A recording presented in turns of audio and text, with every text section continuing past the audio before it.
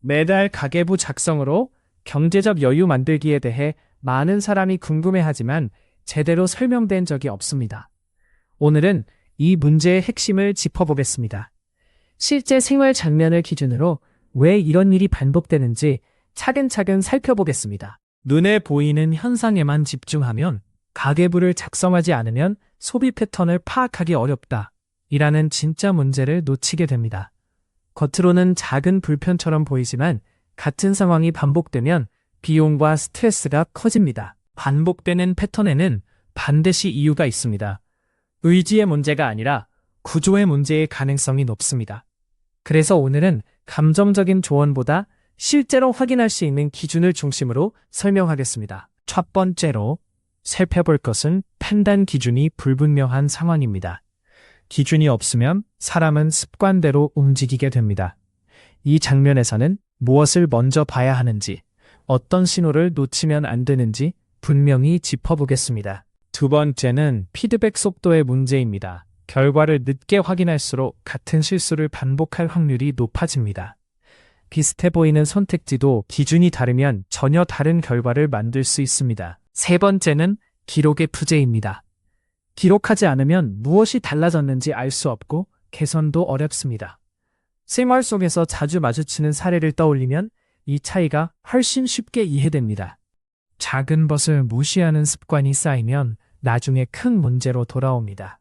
이 지점을 많은 사람이 그냥 지나칩니다. 작은 요소 하나가 전체 흐름을 바꾸기 때문에 사소해 보이는 부분도 따로 확인해야 합니다. 문제를 인식하고도 미루는 순간 상황은 더 복잡해집니다. 타이밍이 중요한 이유가 여기 있습니다. 이때부터는 문제를 미루는 대신 기록하고 나누어 보는 접근이 필요합니다. 얼마나 자주 발생하는지와 한 번 발생했을 때 영향이 얼마나 큰지 두 가지를 함께 봐야 합니다. 판단이 어려운 순간에는 빈도, 영향, 되돌릴 수 있는지를 함께 보면 됩니다. 매달 정기적으로 가계부를 작성하면 지출을 통제할 수 있다. 이 핵심입니다. 문제를 잘게 나누고 원인을 확인하고 작은 것부터 실행하세요. 순서를 정하면 복잡한 문제도 오늘 할 수 있는 행동으로 바뀝니다. 실제로 효과가 있는 방식에는 공통점이 있습니다. 기록되고 비교되고 다음 행동으로 이어지는 것입니다. 좋은 방식은 어렵기보다 반복 가능하고 다음 행동이 분명하다는 특징이 있습니다. 가정에서 월말에 한 달간의 소비 내용을 정리하며 저축 목표를 세우는 가족처럼 보이는 것과 실제 원인은 다를 수 있습니다. 현상이 아닌 원인을 보세요. 현실 사례에서는 말로 아는 것과 실제로 적용하는 것 사이에 차이가 드러납니다. 실행은 한 번으로 끝나지 않습니다. 확인이 행동으로, 행동이 다시 확인으로 이어져야 합니다.